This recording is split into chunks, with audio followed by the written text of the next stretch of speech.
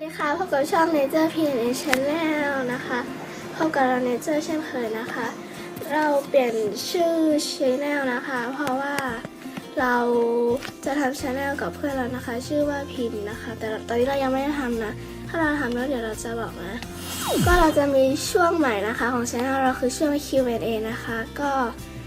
ถามมาอะไรมาก็ได้นะคะ แต่ว่ากฎกติกานะคะอยู่ใต้คลิปนะคะ